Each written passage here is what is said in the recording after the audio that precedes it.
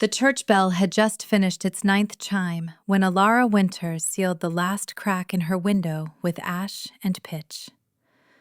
2 hours until moonrise. She pressed the dark paste into the gap between shutter and frame, feeling it ooze cold and gritty beneath her fingernails. The mixture smelled of char and pine resin, the same smell that had defined every full moon of her life, as constant as breathing, as inescapable as the curse itself. Her hands trembled as she worked, though not from cold. Never from cold. Outside, Hollowford was alive with light. Through the sliver of glass she hadn't yet covered, Elara could see lanterns strung between cottages like fallen stars, swaying in the autumn breeze. The Harvest Moon Festival had transformed the village square into something from a fairy tale.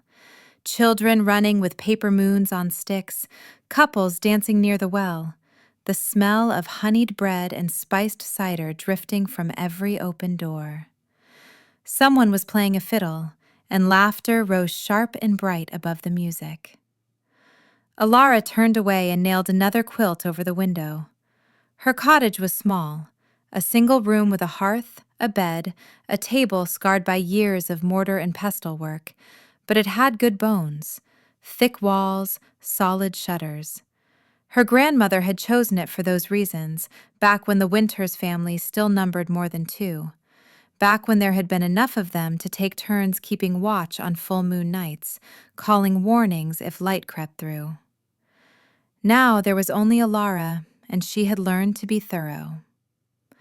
The ritual took 20 minutes. She checked every seal from the day before, finding cracks where the afternoon sun had dried the pitch too quickly. Each gap received fresh paste, pressed in with fingers already stained black. Dark cloth went over the doorframe, stuffed into the space beneath until no silver could creep through. 2 quilts nailed over the windows. Iron nails, because her grandmother had insisted, though Elara had never learned why iron mattered. Finally, herself. She unwound the strips of black linen from where they hung by the bed. Her throat first, 3 layers, tight enough to feel her own pulse. Then her wrists, her forearms, the backs of her hands. She wound the cloth carefully, covering the scars that climbed her skin like frost on glass. The marks were silver, faintly luminescent even in the dim cottage. Thin veins where previous moonrises had found her before she could hide. A shaft through a broken shutter when she was 6. A reflection off a bucket of water at 9. The night her mother died, when Elara had run outside screaming and the moon had drunk 3 months of her life in 30 seconds. She was 24 years old. Her hands looked 40, thin, papery at the knuckles, the skin loose in ways it shouldn't be for decades yet. The curse took time, not just minutes or hours, but time, aging her with every touch of moonlight, stealing the years she should have had. She didn't count birthdays anymore. She counted moons survived. 288. Tonight would be 289. A sound from the hearth made her freeze. Her father coughed, a wet, tearing sound that bent him double in his chair and ended in a silence somehow worse than the noise. Elara crossed the room in 3 steps, dropping to her knees beside him, her healer's instincts taking over before her fear could catch up. Just clearing my throat. Garen Winter's voice came out as a rasp, thin as paper. Stop fussing. I'll fuss if I want. Breathe deep for me. He tried. The breath rattled in his chest like stones in a dry gourd, and when the coughing took him again, the rag he held to his lips came away dark. Not red, dark, with spots of froth at the edges. Elara's stomach dropped, but she kept her face calm. She had tended enough dying villagers to know what that color meant, what that froth meant. Her father had weeks at best, days more likely. "You're hovering," Garen said. "I can feel you hovering." "I'm assessing." "You're worrying." He reached up, his hand shaking, the tremor worse than yesterday, and touched the crease between her brows. "Your mother used to get that same look, right here. She'd watch me come home from the forest with some scrape or another, and her whole face would pinch up like she was trying to hold back a storm." Elara caught his hand. Cold. His fingers were so cold, even by the fire. Garen had been the village gamekeeper for 30 years, broad-shouldered, quick-footed, able to track a deer through morning mist by the bend of broken grass. Now he looked like something the forest had chewed and spat back out, his cheeks hollow, his shoulders curved inward, the muscles wasted away beneath skin that seemed too loose for the bones beneath. The curse hadn't killed him. The Wynters men were spared the moon's hunger, but watching it take his wife, his son, his mother, his sisters, that had killed something in him long ago, and his body was only now catching up. "I'll make you more tea," Elara said. "You'll do no such thing. You'll sit and rest." He squeezed her fingers, weak but insistent. "You've been running yourself ragged. The Thorn Cottage, the miller's daughter, half the village coming to you for poultices because they're too afraid to ask at the chapel. They can't afford the chapel. And they can't afford you collapsing from exhaustion either." His eyes, still sharp despite everything, fixed on hers. "The moon preparations. Did you finish?" "All done." "Cloth over the door?" "Stuffed and weighted." "And you'll stay inside, the whole night." His grip tightened. "Promise me, Elara, no matter what you hear, no matter what happens, you stay inside. I can't—" The cough took him again, and when it passed, his voice was barely a whisper. "I can't lose you, too." She thought of Father Malden. They had gone to the chapel that morning, before she left for the Thorn Cottage. The sanctified draught was their last hope, a rare sacrament, blessed by rituals older than the village itself, reserved for the dying. Elara had knelt before the altar with her father's hand in hers and begged. Father Malden had looked at them the way one might look at rot spreading through wood.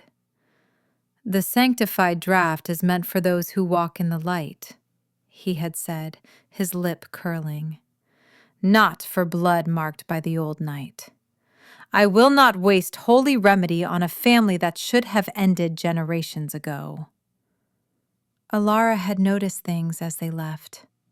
The silver inlaid dagger at his belt, too fine for a village priest. The wards carved into the chapel door, symbols she didn't recognize. And his voice, murmuring to his acolyte as they walked away. "The watchers in the dark grow patient.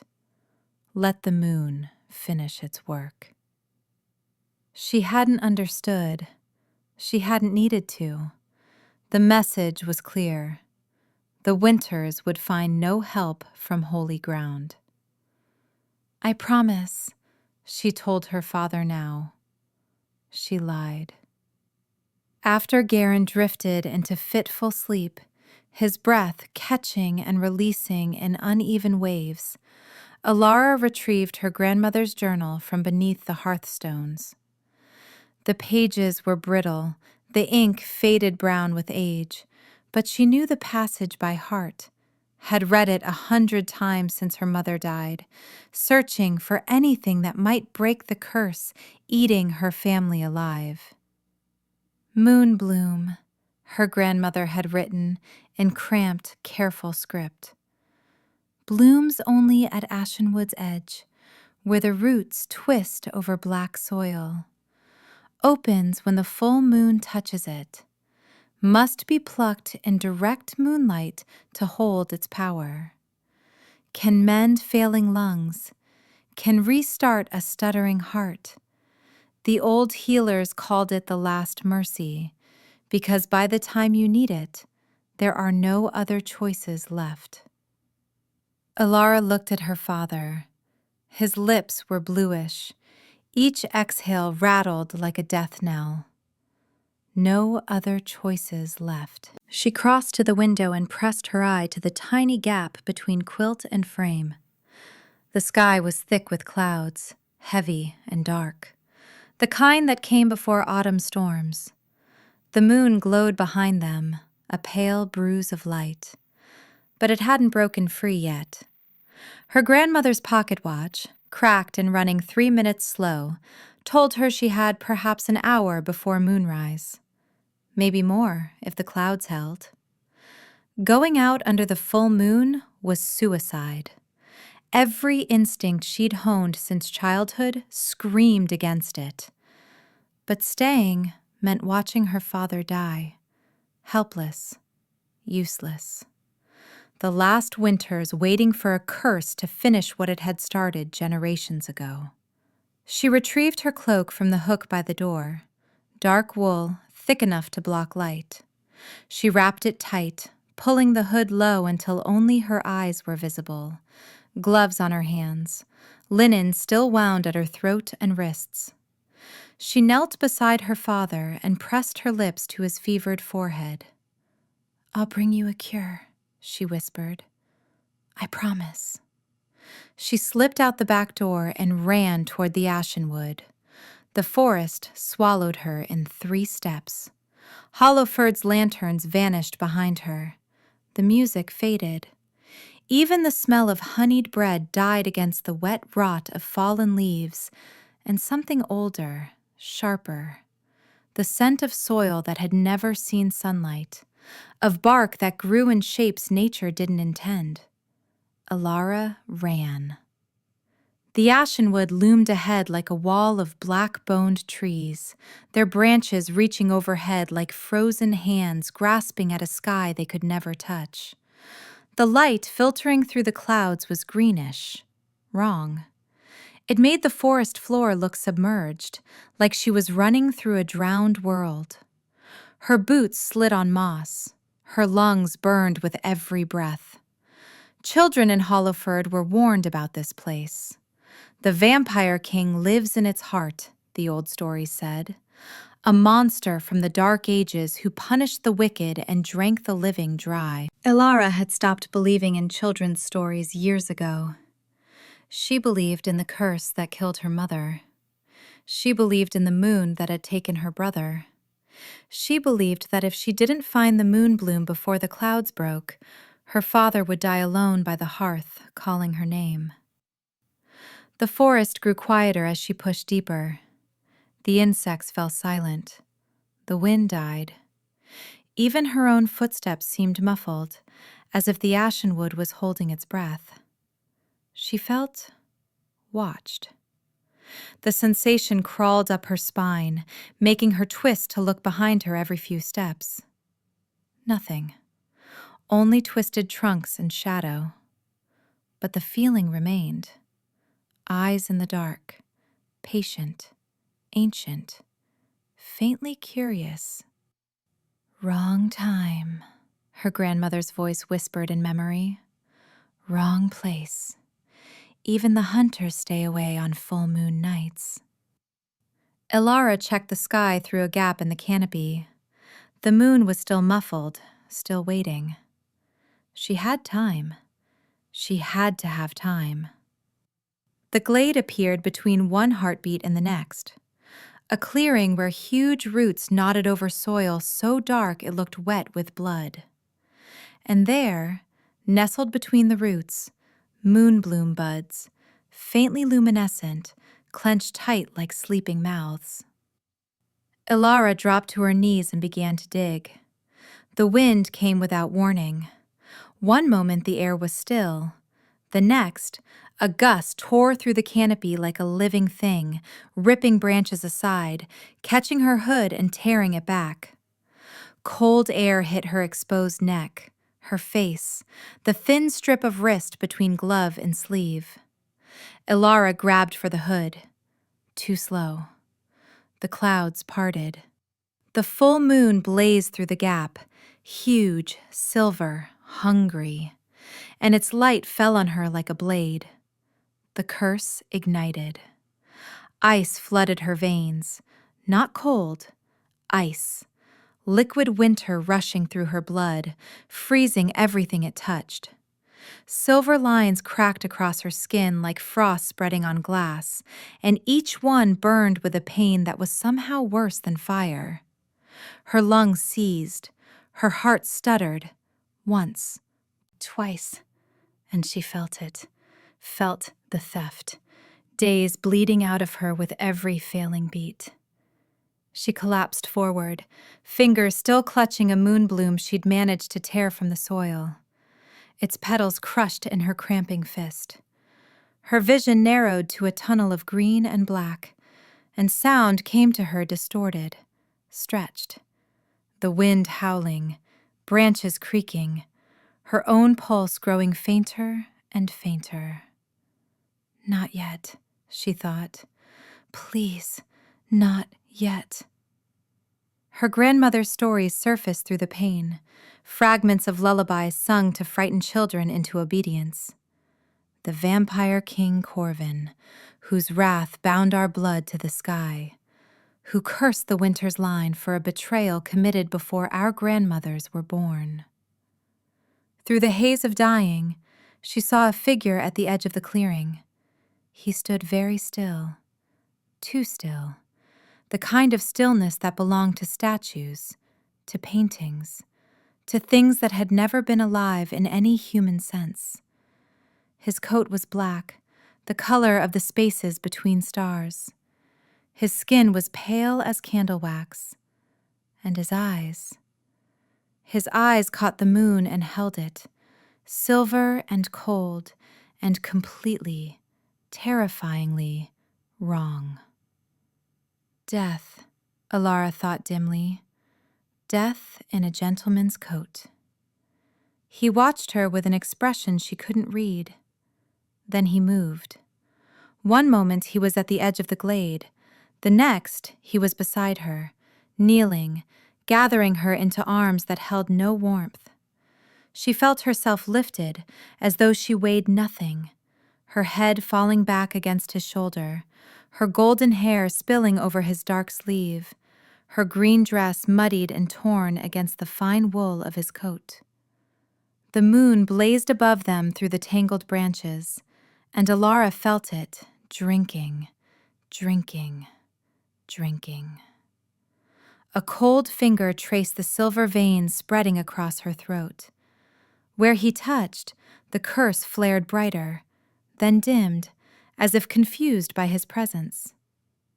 Winter's blood. His voice was soft, precise, like a physician examining a wound, still paying for a promise broken. She tried to speak. Her lips moved, but only a wet rasp emerged. The curse is finishing its work. He tilted his head, studying her with those terrible silver eyes. You have perhaps 3 heartbeats left before it takes what remains. A pause. Something flickered in his gaze, not compassion, but something close. Most of your line had the sense to hide. Why are you here? My father. She couldn't say it. The moonbloom. He's dying. But he saw the crushed flower in her fist, the desperation written into every line of her face, and understanding crossed his features. Ah. The word was quiet, almost gentle.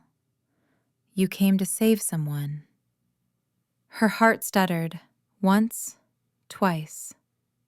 My law says I should let this end. His thumb pressed against the pulse point at her throat, weak, fading.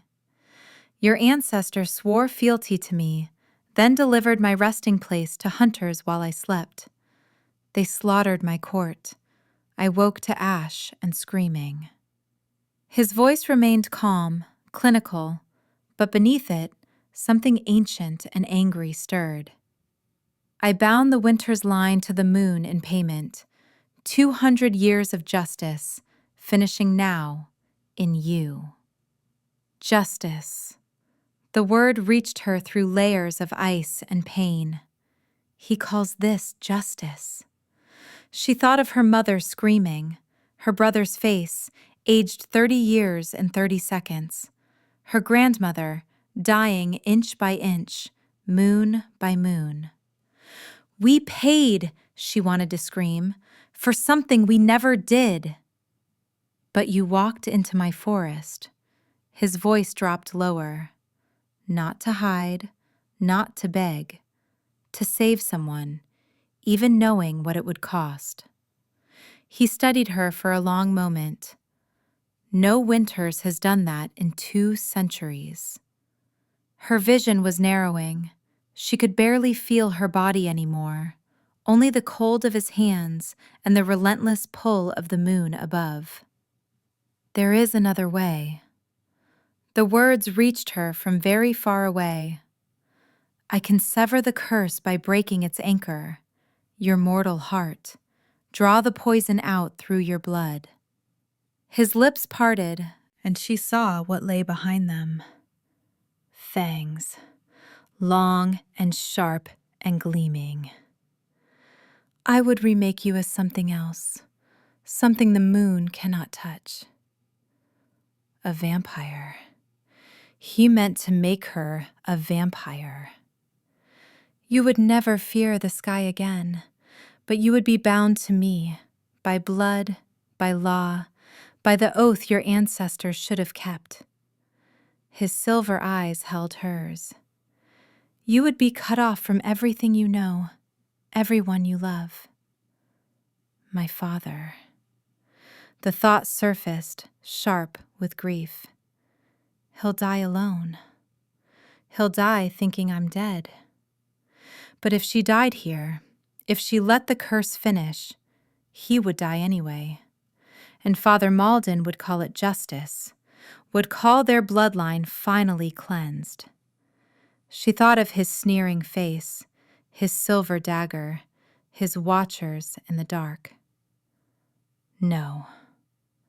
Something flickered in her chest. Not strength, she had none left, but defiance. The same stubbornness that had driven her into this forest, knowing what it would cost. She had spent her whole life hiding from the moon, running, surviving by inches. She was done running. Do it. The words scraped out of her ruined throat. I'm not, a cough tasting of copper, not done yet. Something shifted in his expression, surprise perhaps, or something older.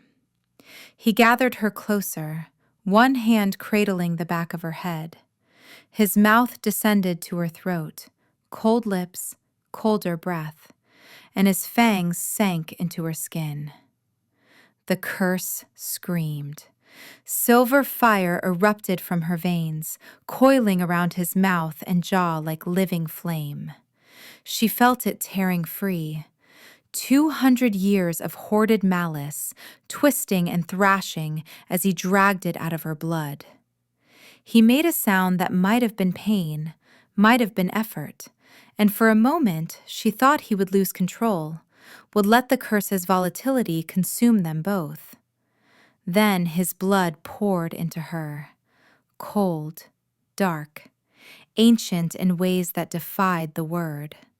It flooded the hollow spaces the curse had carved, filled the cracks in her dying heart, and everywhere it touched, she felt herself remaking. Ice becoming fire, weakness becoming something else. Her heart stuttered, stopped.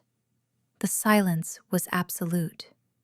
Then something new started in its place, a rhythm that had nothing to do with life as she'd known it, but everything to do with hunger.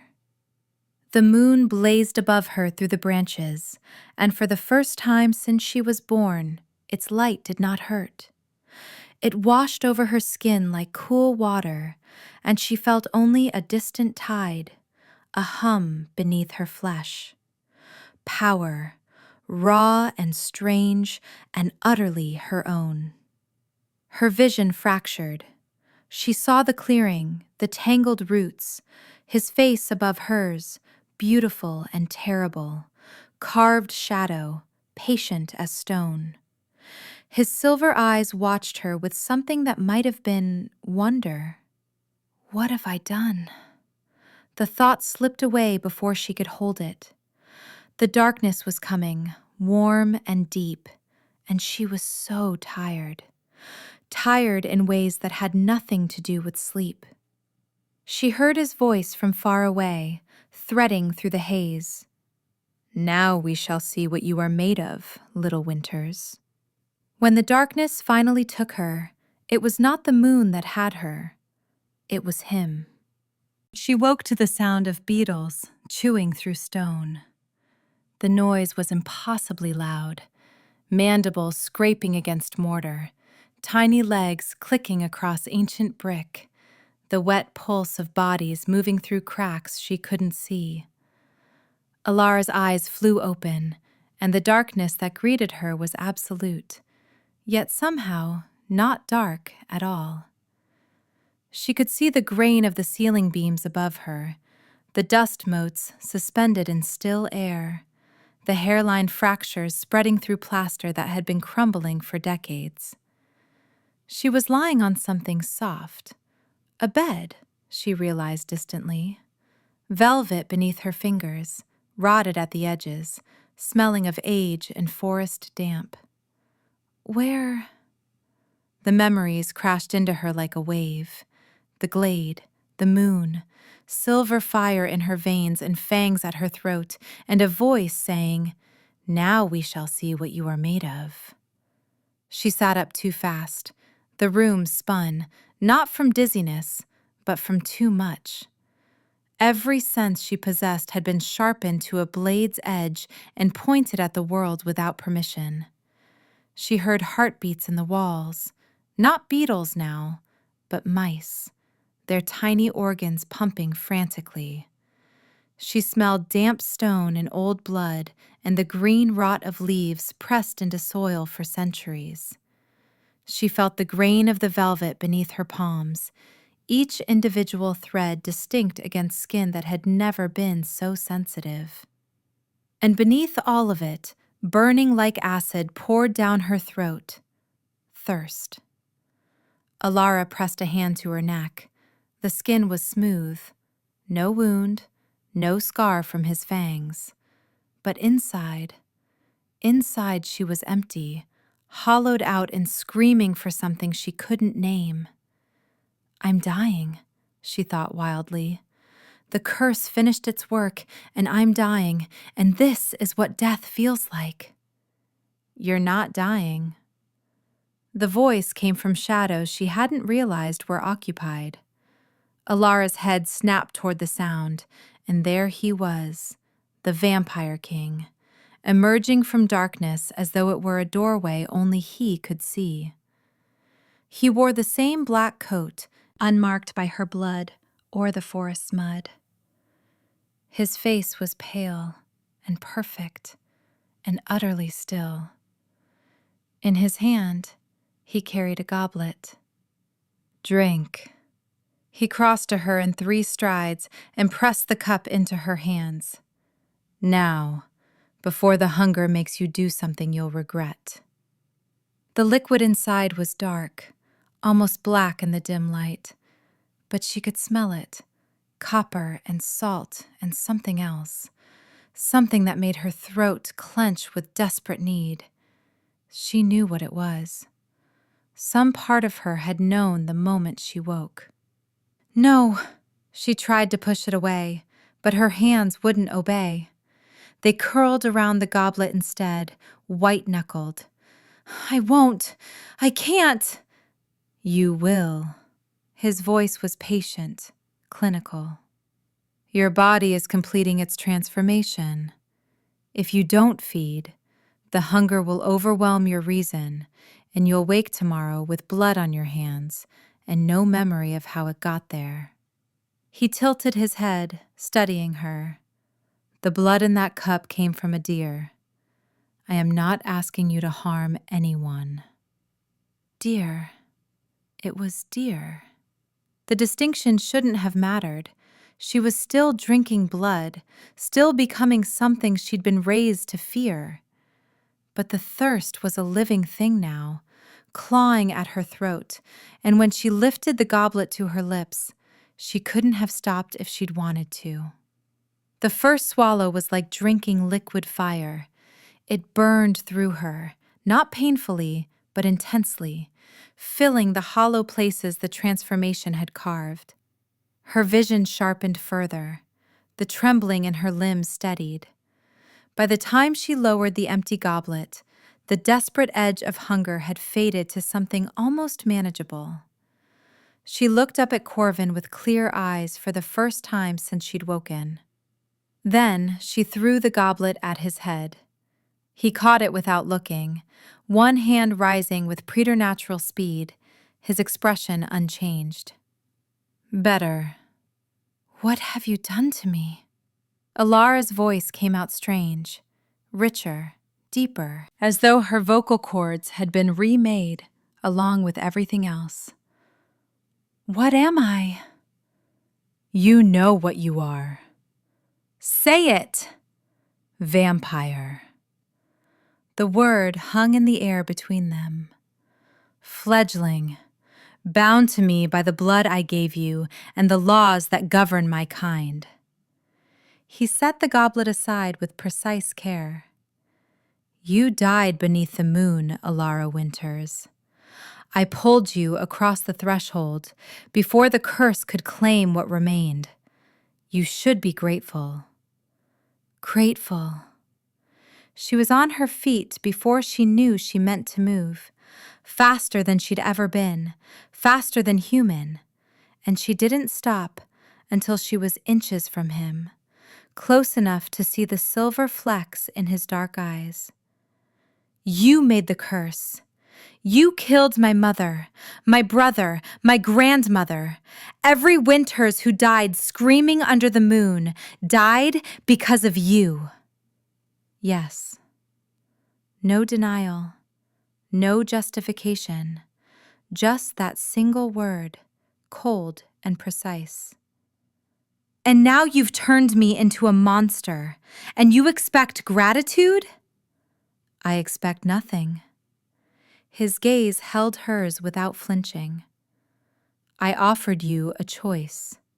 You made it." "I was dying. That's not a choice, that's survival." Something flickered in his expression, not quite amusement, not quite approval. "You chose to live, even knowing what it would cost. That is more than most of your ancestors managed." Elara wanted to hit him, wanted to claw that calm composure from his face and make him feel something, anything, for the centuries of suffering he'd caused. But beneath the rage, beneath the grief already threatening to drown her, one thought surfaced with desperate clarity. "My father," her voice cracked. "Is he alive?" Corvin was silent for a long moment. "He still breathes," he said finally. "For now." Relief hit her so hard her knees nearly buckled. Still alive, still breathing. She hadn't lost him yet. "I need to go to him." She was already turning, searching for a door, a window, any way out of this crumbling ruin. You need to stay exactly where you are." The command carried weight, not physical force, but something deeper, something that pressed against her will and made her muscles lock in place. Elara snarled, fighting it, and for a moment she thought she felt it waver. Then it settled over her like chains. "Blood bond," Corvin said, watching her struggle with clinical interest. A fledgling cannot disobey a direct command from their maker, not until their will grows strong enough to challenge it. You have days, perhaps weeks, before that becomes possible. Let me go. No. He moved past her, toward a window she hadn't noticed, boarded over, but with cracks where faint gray light seeped through. The sun won't set for several hours yet. You cannot leave this manor until it does, and even then, you are not ready. The light. Elara stared at it, at the thin fingers of illumination creeping through rotted boards. It looked so ordinary, so harmless. She reached toward it. Pain seared through her hand the moment it entered the gray glow. Not the ice of the moon curse, but fire. Actual fire. Her skin smoking and blackening before Corvin's hand closed around her wrist and yanked her back. Fool. His voice was sharp now, angry. Did you think I was lying? Elara stared at her hand. The burns were already healing, skin knitting back together with impossible speed. But she'd felt it, the sun's light, ready to devour her the way the moon once had. I survived the moon my whole life, she whispered. And now the sun. The sun has always burned our kind, but the moon... He released her wrist, and she saw something flicker across his features, something that might have been uncertainty. The curse was meant to collapse when the last Wynters died. Instead, it collapsed into you. I don't yet know what that means. He told her the full story as the hours crawled past. They sat in what had once been a great hall, vaulted ceilings lost in shadow, tapestries rotted to threads, a fireplace large enough to stand in, cold and dark. The manor had been beautiful once, Elara realized, grand and proud and alive with the presence of Corvin's court. Now it was a tomb. Liza Wynters came to me in the winter of 1623. Corvin's voice was distant, reciting history he'd lived. The village was starving. A blight had taken the harvest, and the hunters were moving through the region, burning anything they deemed unholy. She knelt before me and swore fealty in exchange for protection. I gave her grain from my stores. I kept the hunters away. For 3 years, the Wynters were mine. Elara said nothing. She'd never heard this version of the story.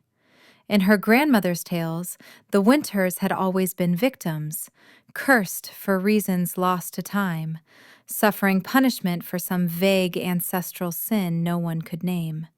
Then the hunters offered her a better deal. Corvin's jaw tightened. Gold. Absolution from the church. A promise that her family would be protected forever, if only she gave them what they wanted. The location of my resting place. And she did. She did. His eyes found hers, and for the first time, she saw something behind the cold. Old grief, ancient rage, carefully banked. I woke to my court in ashes. 53 vampires, some older than your village's foundations, staked and burned while they slept. The hunters had brought priests to bless the flames. I could smell the holy oil for weeks. Elara's throat tightened. She wanted to hate him, did hate him, but the image he painted was harder to dismiss than she'd expected. 53 lives ended in their sleep, murdered by someone they'd trusted. It didn't excuse 2 centuries of revenge, but it explained it. So you cursed her bloodline. I bound her descendants to the moon. His voice was soft now, almost gentle. Every Wynters born thereafter would carry my mark in their blood. The moonlight would steal their years, piece by piece, until none remained. And when the last of them died, when the debt was finally paid, the curse would collapse, and the power it had gathered would return to me. Power. The word tasted bitter. That's what this was about? You weren't punishing us, you were harvesting us. Both. He met her accusation without flinching.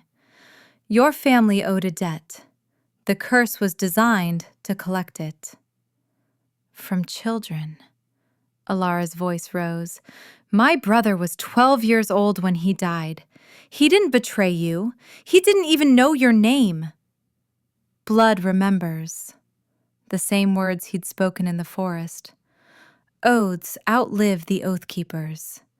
That is not my law. It is the law of magic itself. Your ancestor swore on her blood, and her blood carried that oath forward. That's not justice, that's vengeance. He rose, moving toward the window where daylight still seeped through. I never claimed otherwise. Elara stared at his back. He stood in shadow, carefully positioned away from the light, his silhouette sharp against the glow. She thought of her mother, aging decades in minutes.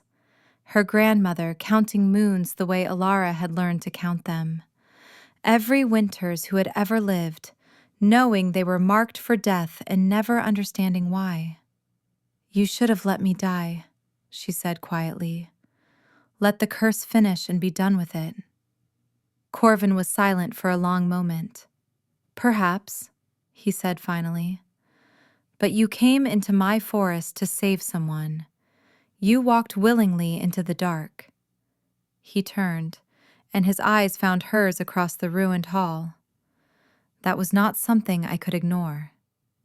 Night fell like a held breath finally released. Elara felt it the moment the last daylight faded, a shift in the air, a loosening of pressure she hadn't realized was there. The world seemed to open, and with it, something inside her stirred.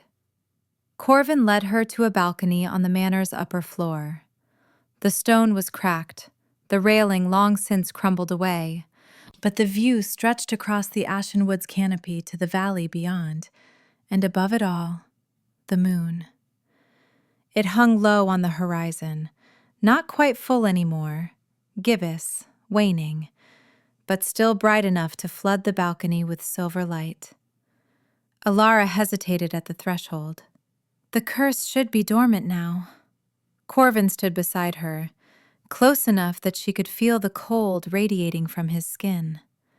Your transformation rewrote the magic, but I need to be certain. You need to test me. She understood. To see if the moonlight still kills. To see what it does. She stepped onto the balcony. The moonlight touched her skin, and nothing. No ice, no fire, no years bleeding away with every heartbeat. The light washed over her like cool water, and where it touched, she felt only a distant tide. A hum beneath her flesh, familiar and strange at once. Then something else happened. The silver scars on her forearms began to glow, faint at first, barely visible, but brightening as the moonlight intensified. She felt them pulse in time with a rhythm she couldn't name, and with each pulse, her senses expanded. She could feel heartbeats in the forest below, deer, rabbits, a fox crouching in undergrowth. She could taste the air, thick with pollen and decay, and the distant smoke of Hollowford's cooking fires. And the shadows. They moved around her like living things, responding to her attention, thickening where her gaze lingered and receding where she looked away. She reached toward one without thinking, and it curled around her fingers like smoke made solid. Impossible. Corvin's voice pulled her back. She turned to find him staring at her with an expression she couldn't read, intrigue and alarm in equal measure. What's happening to me? The curse. He moved closer, catching her wrist, examining the glowing veins. It was designed to harvest life force through moonlight. When I turned you, I broke its grip, but I didn't destroy it. The magic adapted. Adapted how? I don't know yet. His grip tightened briefly, then released. No other vampire draws power from the moon. Our kind are creatures of darkness and blood. You are... He paused, searching for words. Something else. Something else. Elara looked at her glowing hands, at the shadows still swirling around her feet. I need to go home. The words came out steadier than she felt. My father... No. He's dying. She stepped toward Corvin, and the shadows moved with her, darkening the air between them. Every hour I spend here is an hour he spends alone. I have to... You have to learn control. His voice was sharp. The hunger, the strength, whatever this, he gestured at the shadows, is. A fledgling without control is a danger to everyone around them, including those they love. I can control it. Can you? He moved before she could react, appearing behind her, his mouth at her ear. Your father's heartbeat would be the loudest thing in any room. His blood would smell like home. Could you stand beside him without wanting to drink? Elara froze. She hadn't thought. She'd been so focused on reaching him, on proving she was still herself, that she hadn't considered what she might do when she arrived. The hunger was banked now, but she could feel it lurking beneath her thoughts, patient and vast. I wouldn't hurt him. You wouldn't mean to. Corvin stepped back, giving her space. But meaning counts for nothing against instinct. She wanted to argue, wanted to tell him he was wrong, that her love for her father was stronger than any curse or hunger or dark gift. But the memory of the goblet in her hand stopped her. The way she'd drunk without choosing to, her body overriding her will. How long? She asked quietly. Until I can see him? Days, perhaps weeks. Until you can smell blood without your fangs descending. Until you can hear a heartbeat without calculating how to reach it. It wasn't an answer, but it was more than she'd expected. Fine. The word cost her. Teach me. Footsteps echoed in the hall behind them. Elara turned, her new senses cataloging the approach before her eyes confirmed it. Steady heartbeat, old blood in the veins, the faint scent of leather and steel. A woman emerged from the shadows, tall, lean, with scars crossing her face in patterns that spoke of violence, survived. Her dark hair was cropped close to her skull, and her eyes, when they fixed on Elara, held nothing but suspicion. My lord. She inclined her head to Corvin, the gesture formal. The fledgling is awake. As you see, Sarah, and walking freely in the halls. The woman, Sarah, didn't bother to hide her disapproval. Is that wise? She is bloodbound. She can do nothing I haven't permitted. She is a Wynters. Sarah's lip curled. The same blood that betrayed you once. The same blood you spent 2 centuries punishing. And now you've given her fangs and eternity? I've given her a chance. Corvin's voice cooled. Which is more than she deserved, and more than you need question. Sarah's jaw tightened, but she lowered her head. The Night Court will have concerns, and the Hunters maintain their treaty because they fear what breaking it would unleash. One fledgling changes nothing. One fledgling of this bloodline changes everything. Sarah's gaze slid to Elara, and her voice dropped. The treaty holds because we do not create new vampires. We do not expand. We do not threaten the balance. A winter's turned could be seen as provocation. Then they may take it up with me. The words carried finality. Sarah held her lord's gaze for a long moment, then stepped back. As you command. She turned to leave, but paused at the threshold. I hope your mercy doesn't cost us what little we have rebuilt. She vanished into the shadows, and silence reclaimed the hall. Elara watched her go. Your captain doesn't like me. My captain doesn't trust you. There's a difference. Is there? Corvin didn't answer. He was staring at the place where Sarah had stood, his expression distant, calculating. After a moment, he moved toward a doorway Elara hadn't noticed, half hidden behind a rotted tapestry. Wait here. She wanted to follow. The blood bond pulled at her, urging obedience. But something else pushed back, the same stubborn defiance that had driven her into the forest. She stayed where she was, watching as he disappeared into the darkness beyond. Alone on the balcony, Elara turned back to the moon. It hung above the ashen wood like a silver coin, and beneath it, barely visible through the trees, she could see lights. Hollowford, her home, her father. The distance felt impossible. Miles of forest and shadow and her own monstrous hunger standing between her and everything she loved. I am not done yet. The words she'd spoken in the glade surfaced through memory. She had meant them then, meant them with everything she had, and she meant them still. Corvin had made her, bound her, turned her into something that could never walk in daylight again. But he hadn't broken her. She would learn control.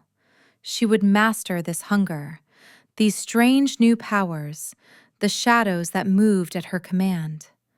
She would find a way back to her father, back to her village, even if it meant playing by the Vampire King's rules until she was strong enough to break them. And when she did, when she had learned everything he could teach and found a way to use it against him, she would make him understand what his mercy had really cost.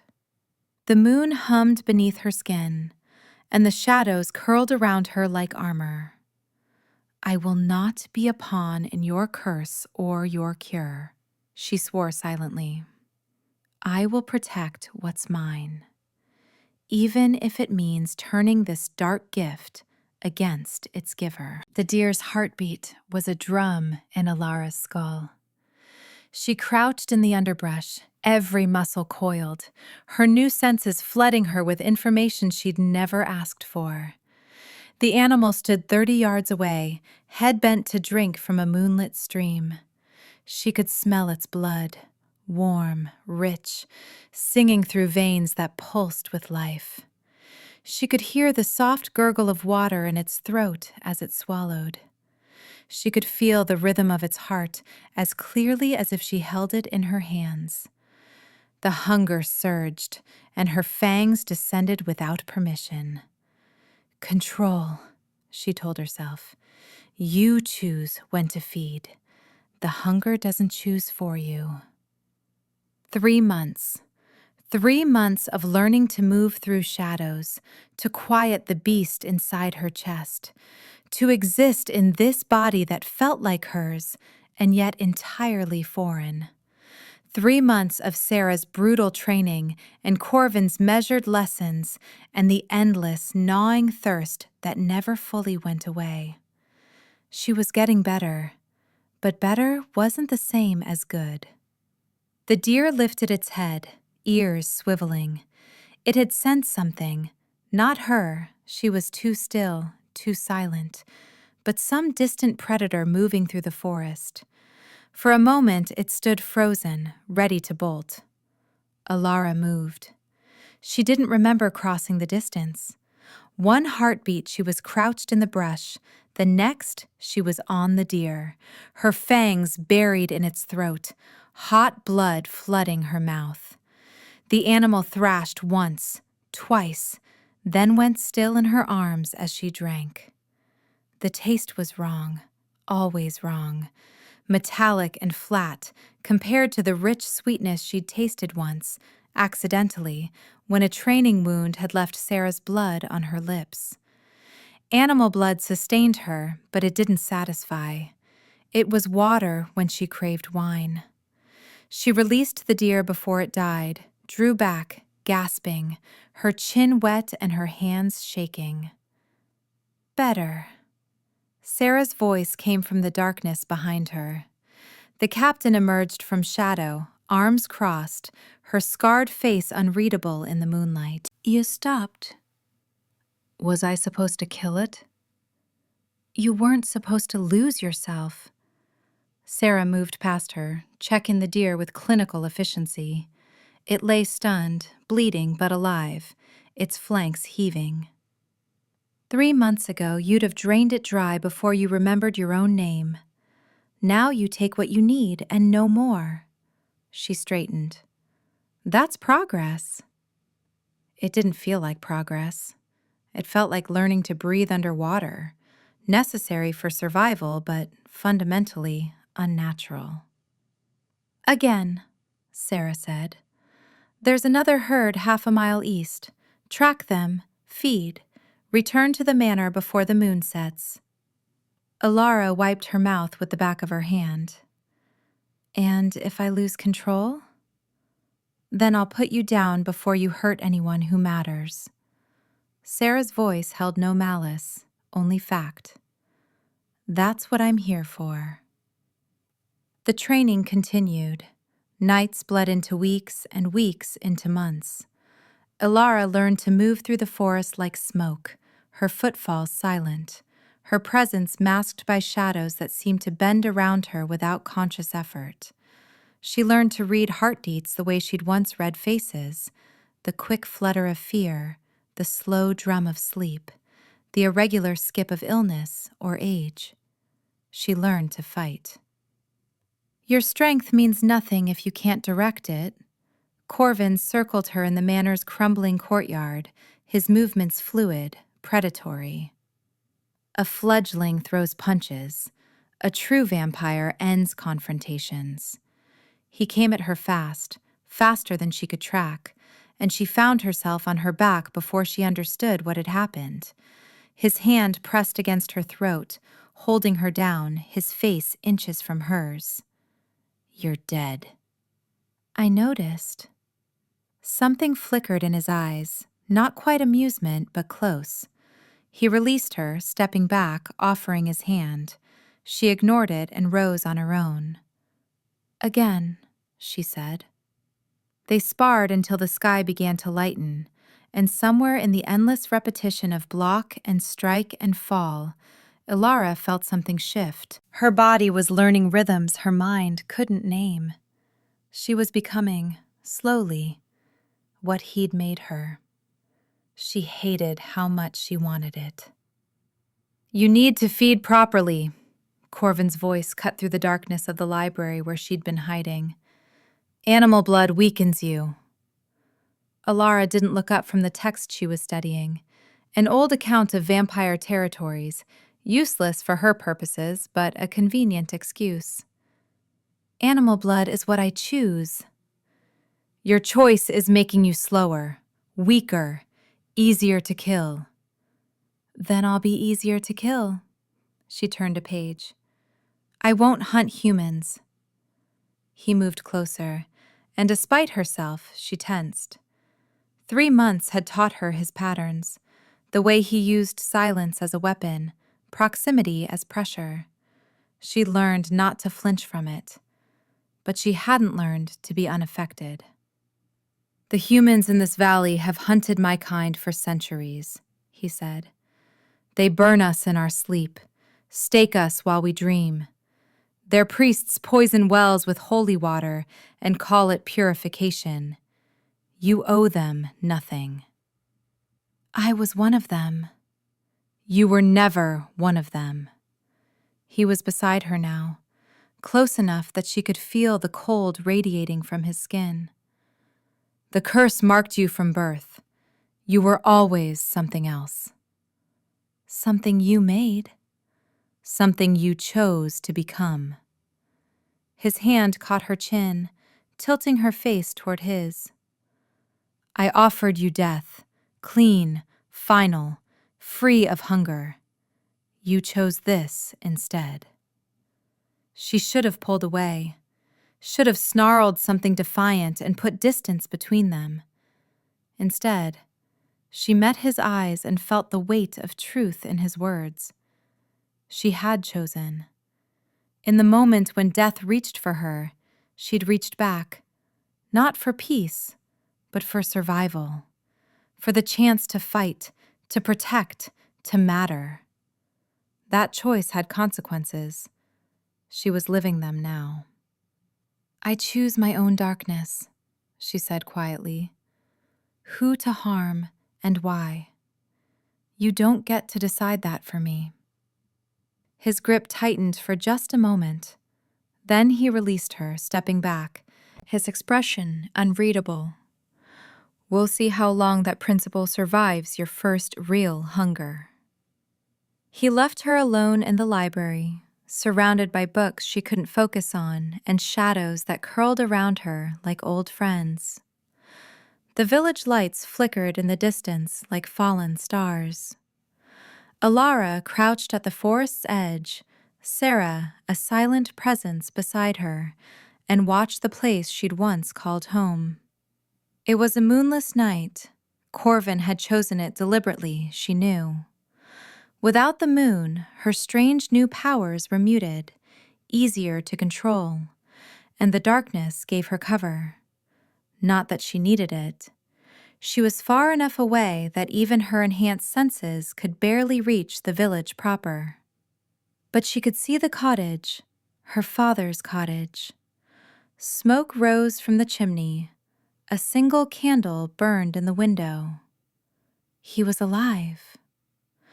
The relief hit her like a physical blow, and she had to brace herself against a tree to keep from stumbling. Alive, still breathing, still fighting, still waiting.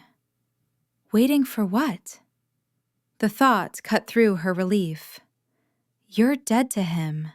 You've been dead for months. She could see him now, a figure moving past the window, thinner than she remembered, slower.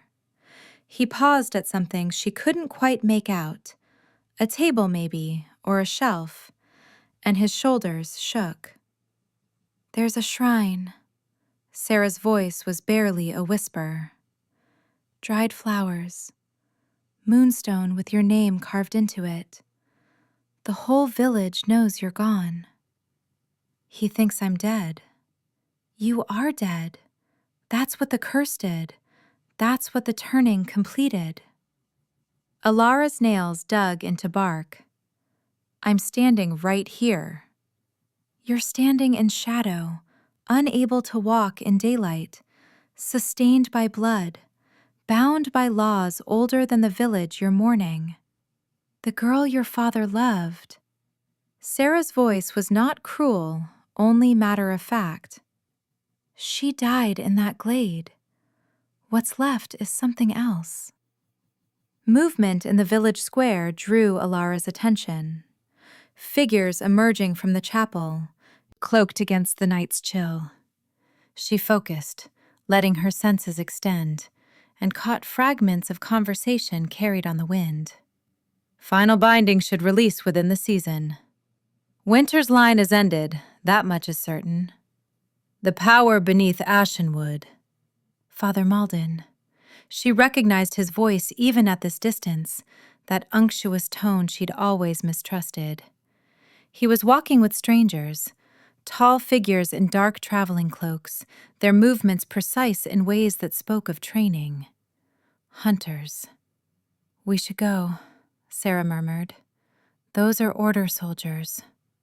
But Elara was already moving closer, slipping through shadow, driven by instinct she couldn't name. The moon power in her blood was quiet tonight, but the shadows still responded to her, parting around her passage like water. She found a perch in an old oak near the chapel yard, close enough to hear, close enough to see the sigil one of the hunters revealed.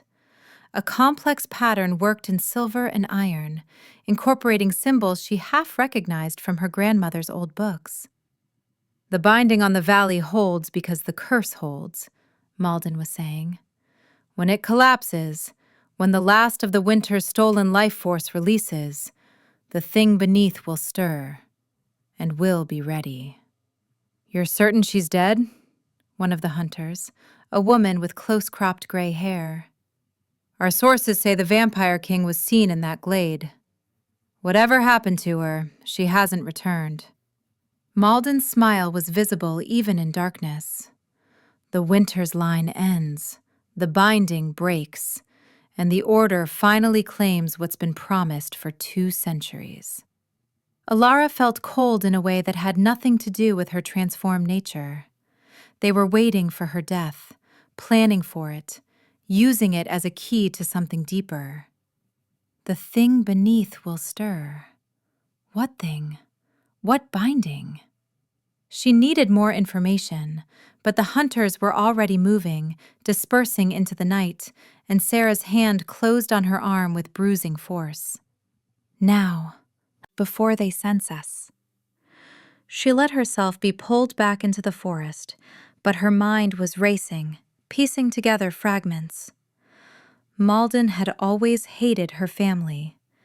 She'd thought it was simple superstition, the priest who couldn't cure the curse resenting those afflicted by it. But this was something older, something planned. And her father was caught in the middle of it. She couldn't save him. That was the worst part. Not that he was in danger, but that any action she took would make it worse. If she appeared in the village, a vampire wearing his daughter's face, the hunters would come. If she sent warning through any of Corvin's people, Malden would know someone was watching. If she did anything at all, she risked exposing the Night Court's interest and triggering exactly the kind of raid Sarah had warned against. So she watched. She watched from the shadows as, 3 nights later, her father walked into the chapel with a chest under his arm. The chest from their cottage, old oak bound in iron, filled with journals and maps and sigils that had belonged to their family for generations. She watched as Malden received it with false sorrow, offering words of comfort she couldn't hear but could imagine. Your daughter died seeking answers. Let us use these to avenge her. She watched her father nod, his shoulders bent with grief, handing over everything that remained of their family's history because he believed it would give meaning to her death. And she understood, with sick clarity, that he was being used. The journals contained records of the curse, maps of Ashenwood's old territories, sigils that had been passed down through Winter's generations, carefully copied but never fully understood. Whatever Malden and the hunters were planning, her father was handing them the final pieces. She couldn't stop it. She couldn't reveal herself. She could only crouch in darkness and feel her heart, still, silent, dead in her chest, break all over again. The night court convened beneath a ceiling of cracked glass and crawling vines. What had once been a grand ballroom now served as a council chamber, the greenish moonlight filtering through gaps in the ruined dome above. Vampires filled the space, some as old as Corvin, their faces carved from centuries of hunger and power. Others younger, turned in wars and plagues Elara had only read about in history books. All of them were staring at her. The fledgling is an abomination. The speaker was a vampire Elara didn't recognize, Bone-white hair, eyes like black glass, voice like wind through dead leaves. A Wynters wearing our blood, the curse-bearer made immortal. She should have been left to die. She is bloodbound to the king. Another voice, this one from a dark-haired woman draped in moth-eaten silk. Her existence is sanctioned by ancient law. Ancient law doesn't account for ancient enemies reborn. Sarah stepped forward, her scars stark in the moonlight. The hunters are moving. Our wards are fluctuating, and we've given them the perfect symbol to rally behind. The last Wynters, stolen by vampires, transformed against nature. I transformed willingly. Elara's voice rang through the hall before she could stop it. I chose this! Silence. Then the white-haired vampire laughed, a dry, rattling sound. It speaks. Does it also think? Does it understand what it represents? I understand that you're afraid of me. She met his gaze without flinching. Which seems strange, given that I'm a fledgling with barely 3 months of training, and you're supposedly ancient powers who've survived centuries of hunter persecution. Someone hissed. Someone else laughed. The political currents in the room shifted, allegiances realigning around her words. Enough. Corvin's voice cut through the murmuring. He hadn't moved from his position at the hall's center, but his presence seemed to expand, filling the space. The fledgling is mine. My blood, my responsibility, my decision. Question that, and you question me. We question your judgment, my lord. Sarah again, her voice careful but firm. Not your authority. The Wynters bloodline has been our enemy for centuries. Now you've given one of them power over Shadow and Moon. What happens when she turns that power against us? Then I will deal with her myself. The words hung in the air like a blade. Elara felt them press against her. Not the blood bond, but something rawer. A promise, a threat, both at once. The council dispersed in fragments, vampires melting into shadow and corridor, their arguments continuing in whispers Elara could have tracked if she'd cared to. She didn't. She had something more important to find. Corvin's private library was locked. The lock was ancient iron, warded with magic that hummed against her senses like a warning. But she'd been practicing. The shadows answered her now, even on moonless nights, and she coaxed them into the mechanism, feeling for tumblers and catches. Click. The door swung open. The library was small, more a study than a true archive, but the shelves were packed with texts older than anything she'd seen, bound in leather, in cloth, in what might have been skin. She moved through them quickly, searching for anything related to the curse, to her bloodline, to whatever secret Corvin was keeping. She found it in a locked cabinet. More shadows, more patience. The cabinet opened to reveal a single journal, its pages yellow with age, its ink faded but still legible. She read. The moon curse was described in clinical detail, its construction, its purpose, its intended end. But there was a clause she'd never heard before, never imagined. If the last of the bound bloodline dies by unnatural means, murder, execution, sacrifice, the curse does not end. It transfers. The killer's line becomes the new vessel, bound by the same magic, doomed to the same slow death. Elara stared at the words until they blurred. Anyone who killed her would inherit the curse. Not just them, their children, their grandchildren. Every descendant until the magic finally exhausted itself or claimed them all. Her death was a weapon, a trap waiting to spring on whoever triggered it. Is that why Corvin saved her? Not mercy, not fascination, but simple self-preservation? If he'd let her die in the glade, Would the curse have transferred to him? You found it. She spun.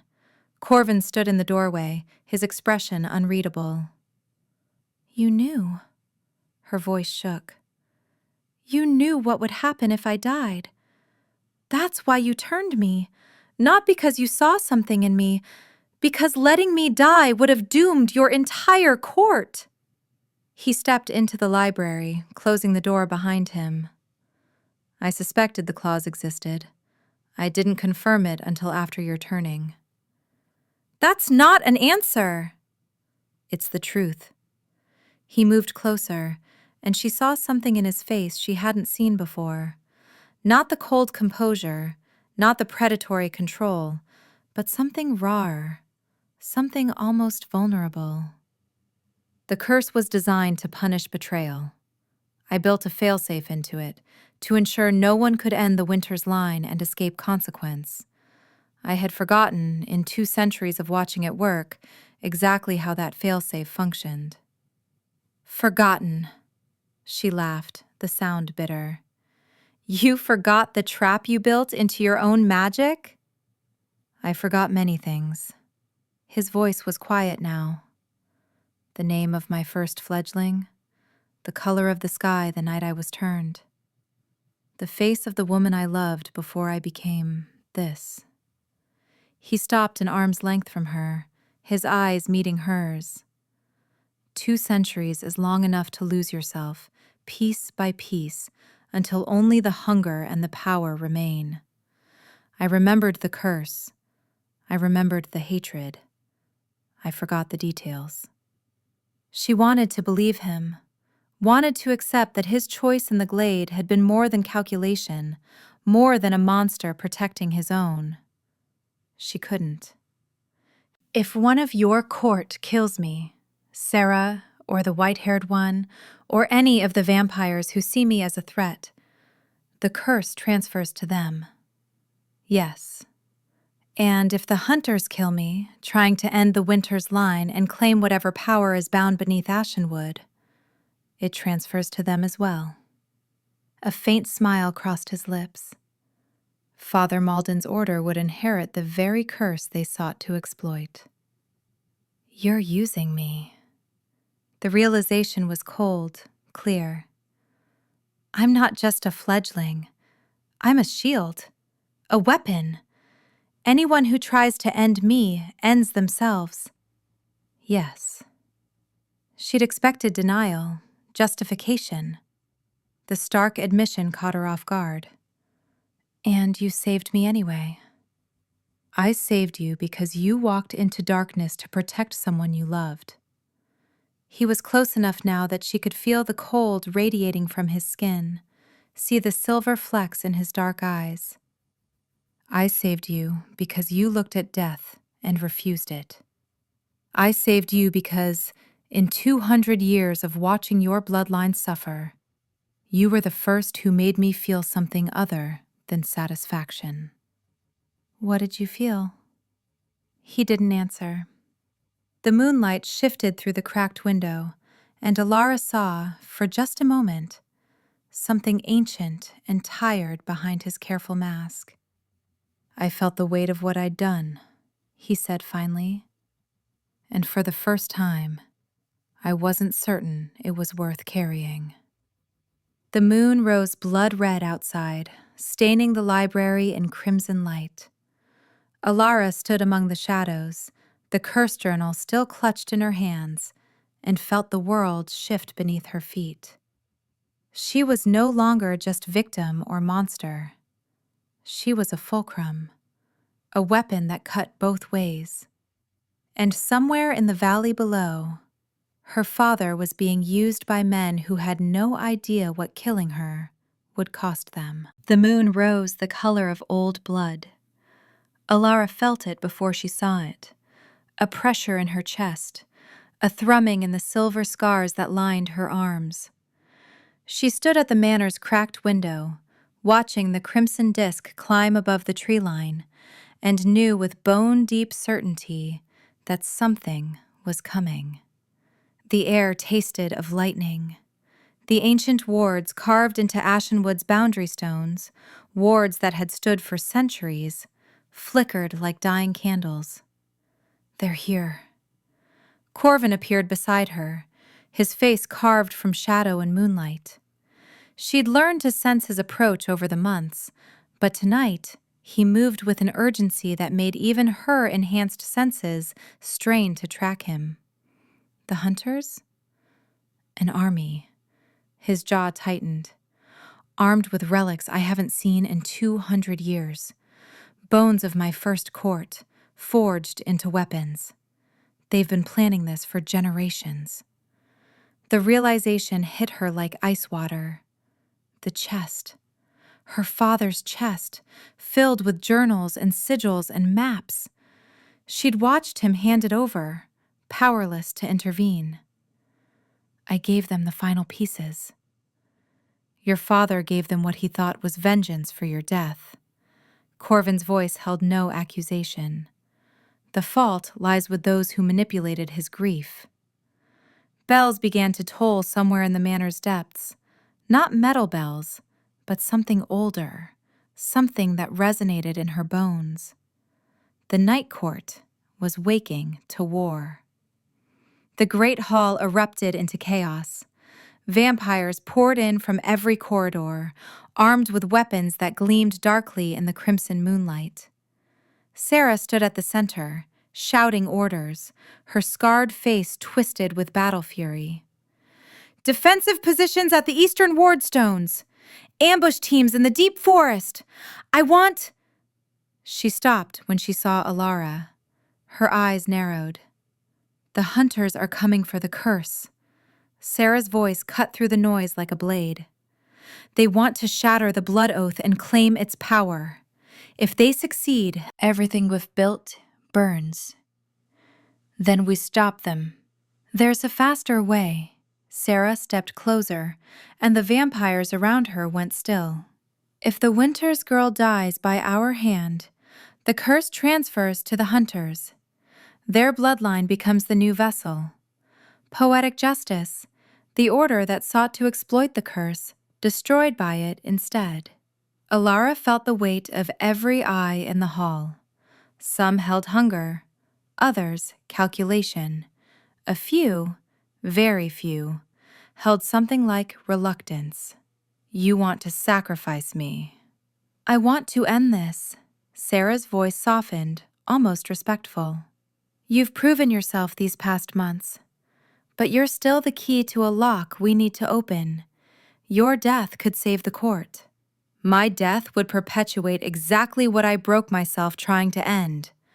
Elara met Sarah's gaze without flinching. I won't be a weapon in someone else's war. Not yours, not theirs.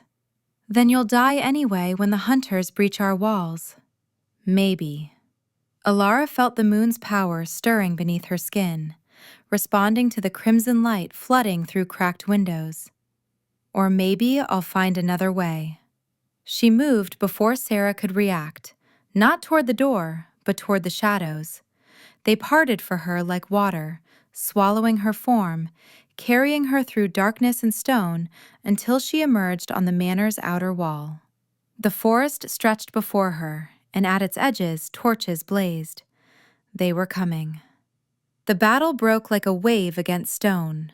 Hunters poured into Ashenwood from every direction, their weapons blessed and burning with holy fire. Vampires met them in the darkness, and the forest became a chaos of flame and fang and screaming. Elara moved through it like smoke. The moon power sang in her veins, stronger than it had ever been beneath the blood-red sky. Shadows bent to her will, thickening around hunter torches, misdirecting arrows, tripping feet on roots that seemed to reach for them. She didn't kill, not yet, but she disabled, disoriented, turned the hunter's certainty into confusion. She caught glimpses of the others. Corvin, fighting like something out of nightmare, his movements too fast to track, bodies falling in his wake. Sarah, leading a squad of night guards in a brutal counter-assault. Vampires she barely knew, dying in flashes of holy fire that left nothing but ash. And there, moving through the chaos with a hunter escort, her father. Garen looked older than she remembered, frailer. He carried no weapon, but the hunters surrounded him like an honor guard, and Elara understood with sick clarity they were using him as a guide, leading them to the heart of the forest, to the glade where she'd been turned. She followed.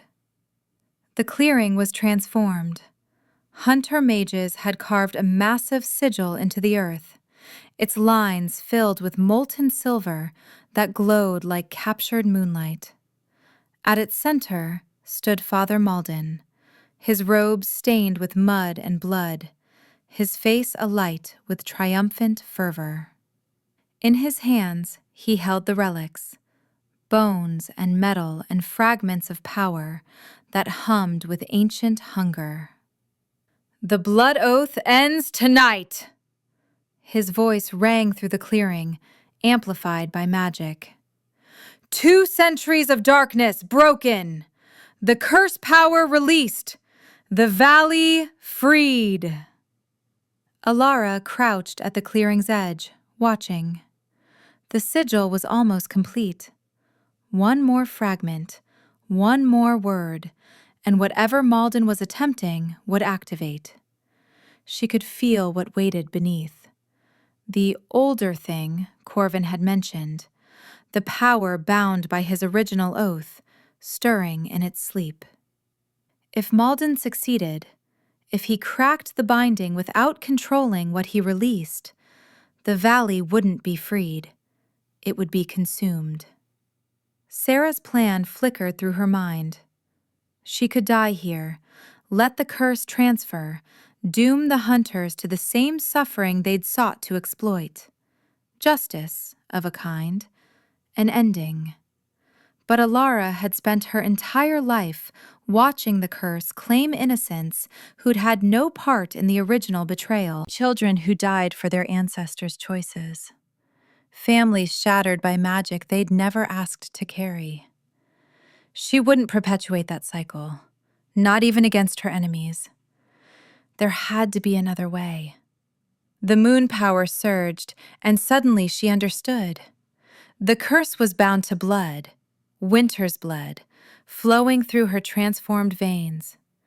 The oath was written in that blood, sustained by it. If she could channel the curse power, not into a new bloodline, but into the oath itself, she would become a conduit, a living circuit breaker, redirecting the magic until it collapsed under its own weight.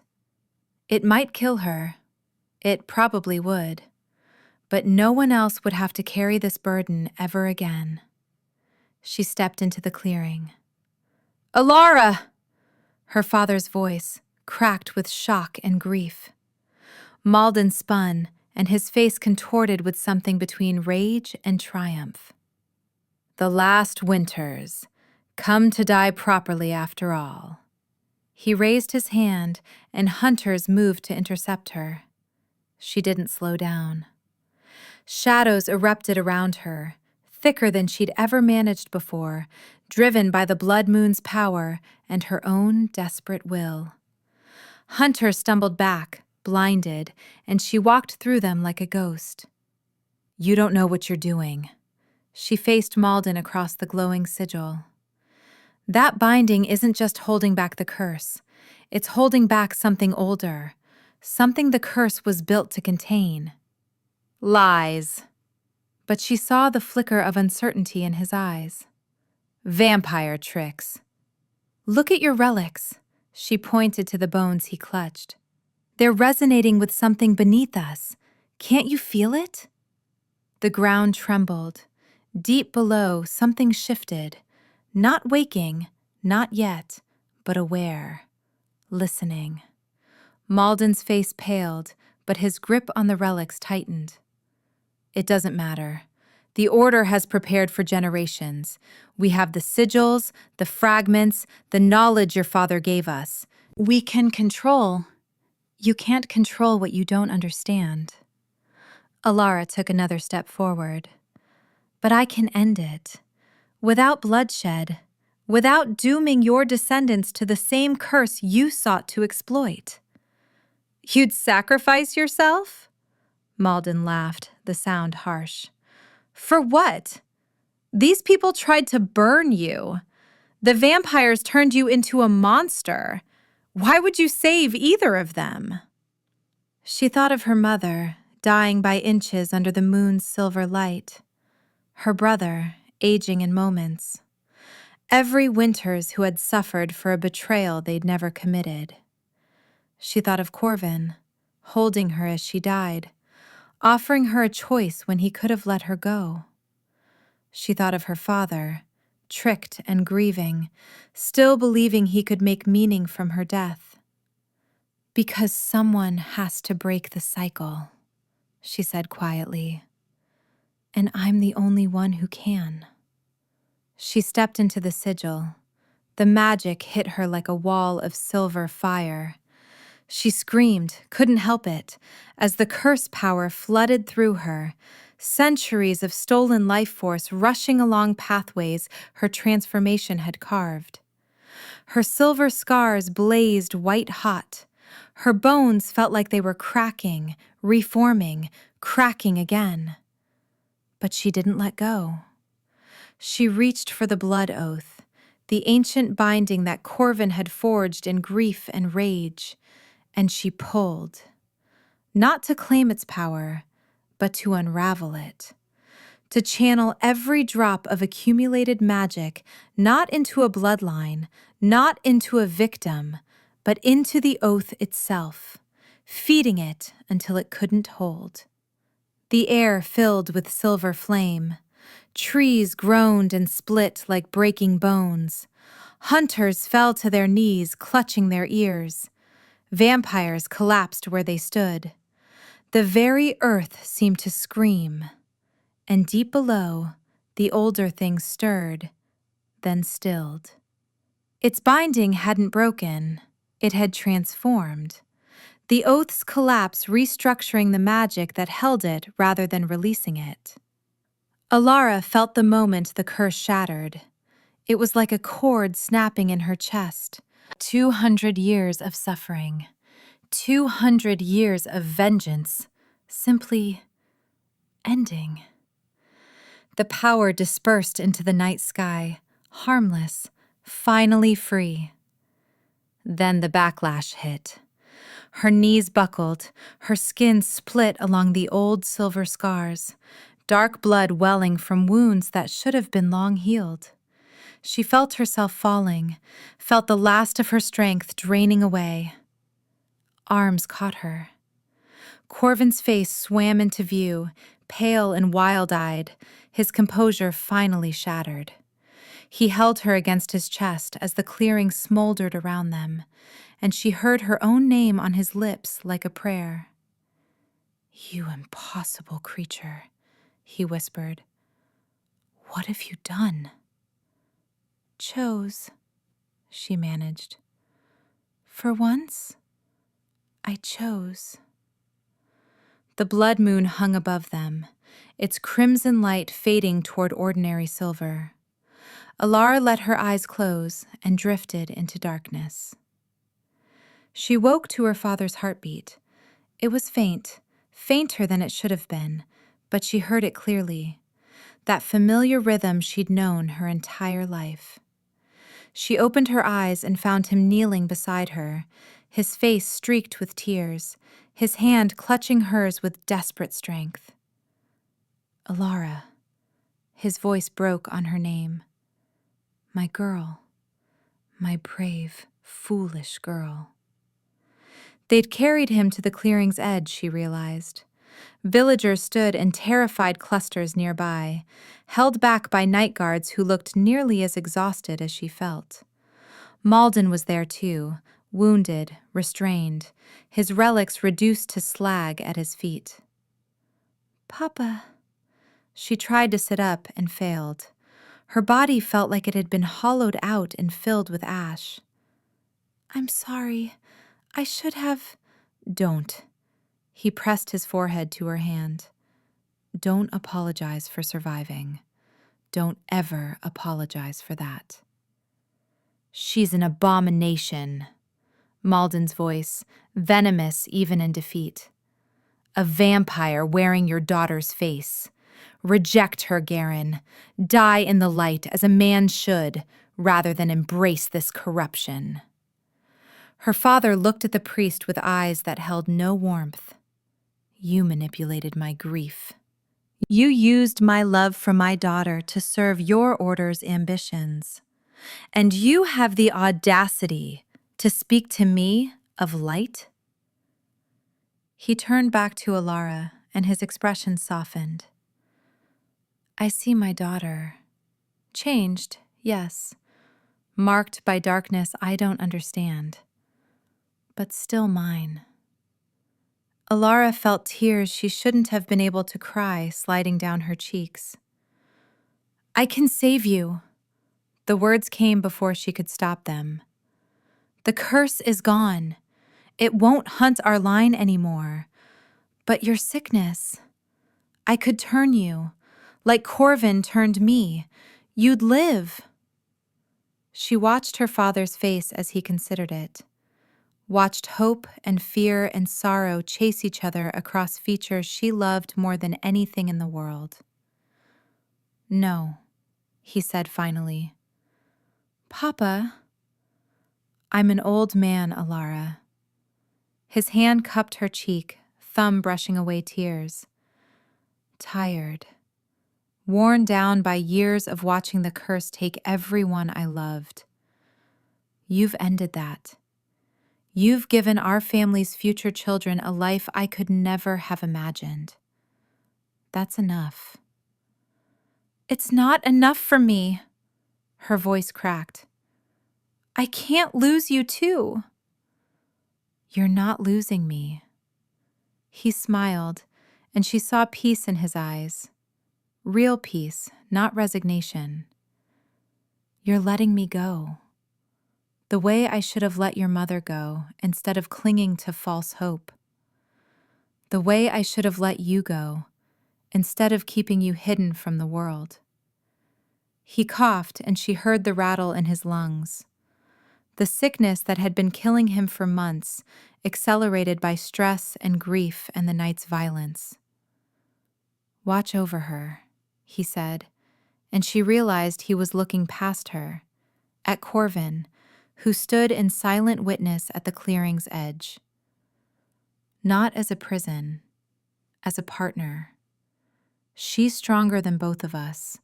She doesn't need a cage. But she might need someone who understands what she's become. Corvin inclined his head. I swear it.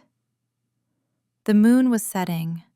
Dawn approached, painting the eastern sky in shades of violet and gray.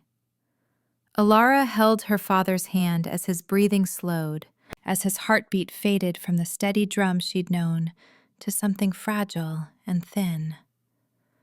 I love you, she whispered. I love you. I love you.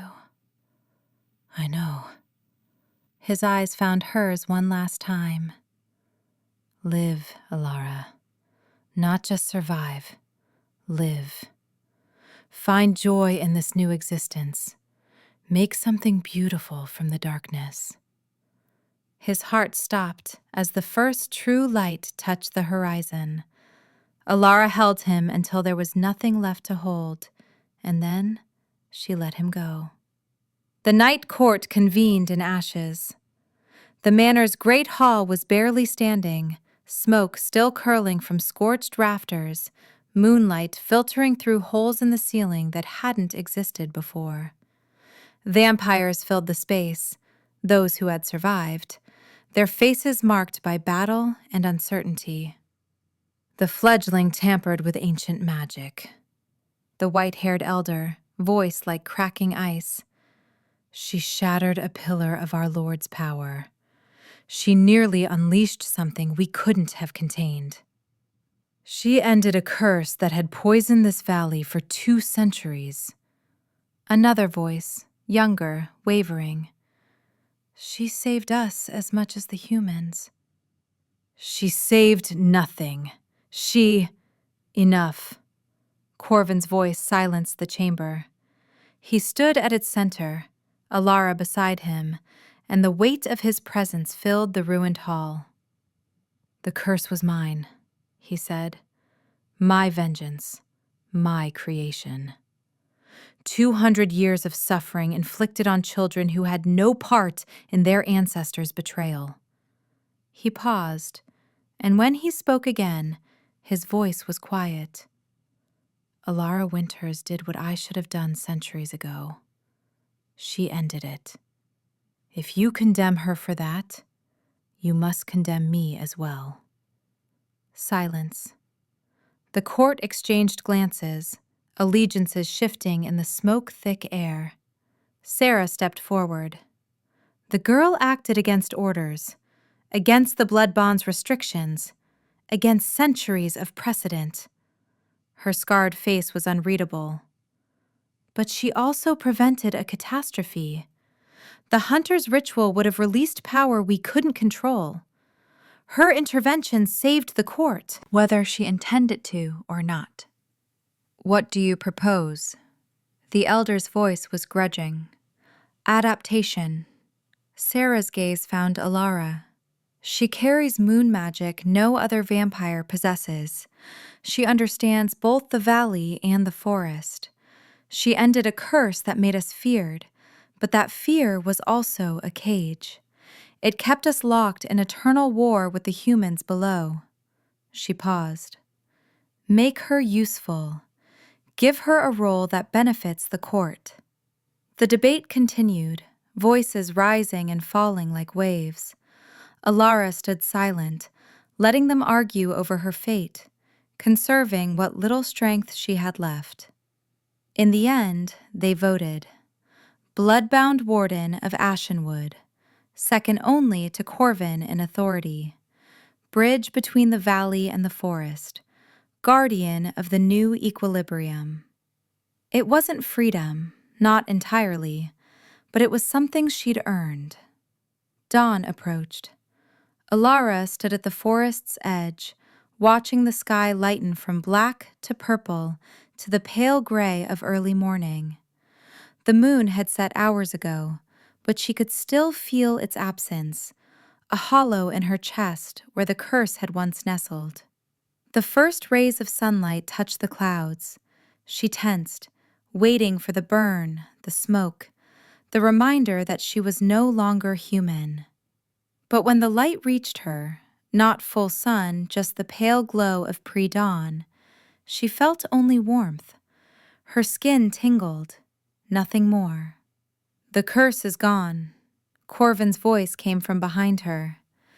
Your connection to the moon was part of its magic. Without it, you're simply one of us. Simply, she laughed, the sound tired but genuine. Nothing about this is simple. He moved to stand beside her, close enough that she could feel the cold radiating from his skin. Together, they watched the last sliver of moon vanish below the horizon. You could leave, he said quietly. The curse is broken. Your blood bond will fade now that the magic sustaining it is gone. You could walk away from Ashenwood, from the court, from me. Start fresh somewhere else. She considered it. A new life, unbound by ancient vengeance or vampire politics. She could find a place where no one knew her name, build something that was entirely her own. But she thought of the valley below, still recovering from the night's violence. The villagers who would need someone to help them understand that the darkness wasn't always their enemy. The court, fractured and uncertain, grasping toward a future that didn't rely on terror and old grudges. She thought of Corvin, who had damned her family and then saved her life, who had created a curse and then watched her destroy it, who stood beside her now, offering her a choice he could have denied. I'm staying. He turned to look at her, and she saw surprise beneath his careful composure. The role they gave me, warden, it means something. Someone needs to stand between your world and theirs, make sure the peace holds. She met his eyes. And someone needs to make sure you don't spend the next 2 centuries punishing yourself for the last 2. You think that's my fate? I think you forgot what you were fighting for a long time ago. I think you built that curse out of grief, and then the grief became habit, and now you don't know how to exist without it. She reached out and took his hand, not compelled, not bound, but choosing. I can't forgive what you did to my family. Maybe I never will. But I can help you become something else. His fingers closed around hers, cold against her cold, dead hearts that would never beat again.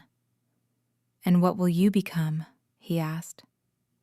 She looked back at the lightning sky, at the ash still drifting like snow, at the tiny green shoots already emerging from charred earth. Something new, she said. Something that's never existed before. A bridge between moon and night, valley and forest. Someone who chose darkness and who's chose to make it mean something. The sun crested the horizon. Its light touched her face, warm and gentle, no longer her enemy. Beside her, Corvin retreated slightly, finding the shadow of a nearby tree, but he didn't leave.